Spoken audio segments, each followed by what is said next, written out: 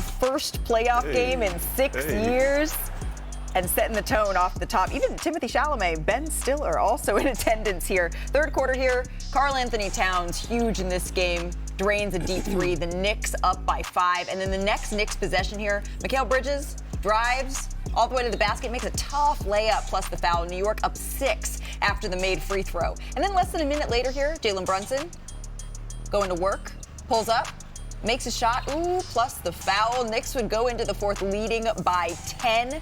So we're going to pick this up in the fourth with just over 3 minutes to play here. The Knicks up by 5. Karl Anthony Towns knocks down that sweet fadeaway jumper. Cat finished with 31 points, making him the first Knicks center since Patrick Ewing in 1997 to score 30 points in a playoff game. The Knicks up 7 now. A minute left to play. Knicks up 5. Brunson, clutch player of the year for a reason, makes the layup. Knicks go up by 7, under a minute to go here. Jump ball here. Tim Hardaway Jr. drains the three. So now it's a 3-point game here. Next Knicks possession, Brunson gets the inbound pass and is fouled. But the question is, was this a backcourt violation? It's pretty close. JB Bickerstaff not happy. Brunson would split the free throws. Tobias Harris for 3. Pistons down by 1 here. And then half second left here. Brunson intentionally misses the free throw. But before anyone can touch it, the buzzer sounded. Time runs out. But the ball's in the air, so the Pistons get it side out. Jalen Duren, though, throws it a little too far on the inbounds pass, so the Knicks get the win here. Here's Karl Anthony Towns on that last play of the game. Shout out to their table. Yeah, they need a raise for that. Shout out to the table. 10 years, I ain't never seen that. They gave him a chance, bro. Smart. Shout out to them. Smart on their part, but I got number of respect for that. Yeah. I'm just happy Tibbs played me all those minutes at the regular season. Got me in shape for the playoffs.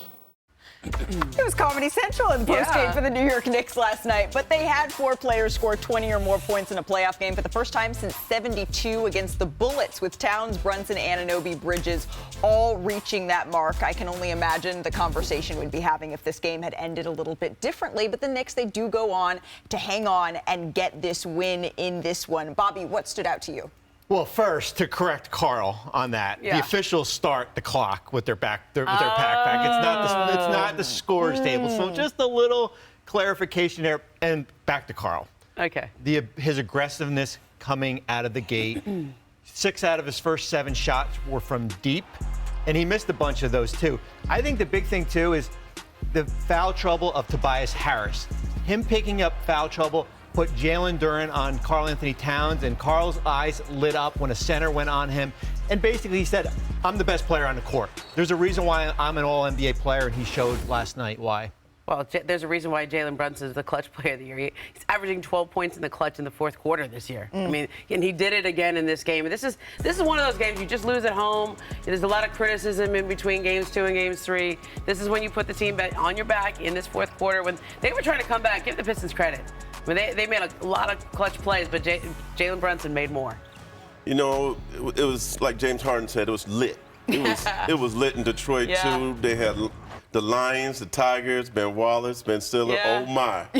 But the Knicks came in there and they played fast, up-tempo basketball, something that they did in game 1 that they didn't do in game 2. 33 points in the first quarter, 33 points in the second quarter. That, to me, was the key to holding on and winning the game. And I think for the Knicks to continue to be successful in this series, they can't have 94 like they had in game 2. They got to run. And Karl Anthony Towns, to your point, Bobby, it's such a huge part of that, right? After being zeros across the board in the fourth quarter of game 2, really avenging that here in game 3. Good day, gentlemen. Good day. Communicating what you see, what you feel, what you're seeing on the floor for your teammates. It allows guys to get into a flow. You can't just point and say, you got to say what you want. That's just something I get better and better at every year. Something that I know the team needs, me to be vocal. Man, I got low. Coming out. We got a heavily defensive-minded team, but at the end of the day, when we have a breakdown, when something happens, I'm the last line of defense, and it's kind of telling guys where to go. Take it. Yep.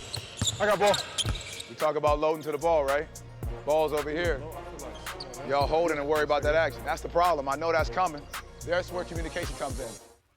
Game 3 is tonight as the Magic host the Celtics, down 0-2 in the series. But the big question, Ramona, is Jason Tatum, and whether or not he is going to play as he continues to deal with that wrist injury. What more can you tell us? He wants to play. Okay. The question is whether or not he can convince the Celtics to let him play. Right. You know, he told me that it's just going to be about learning to play with pain if and when he's able to come back. When he does come back, he'll probably have to wear a pad on that wrist.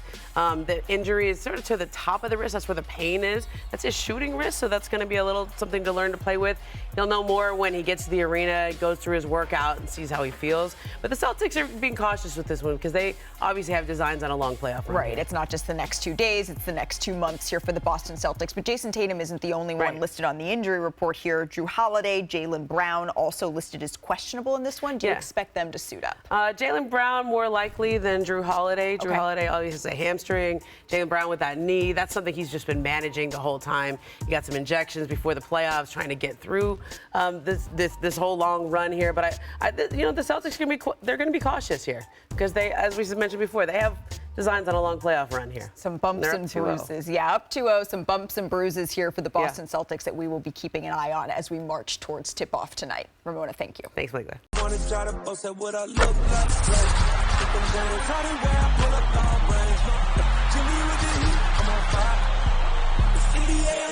NBA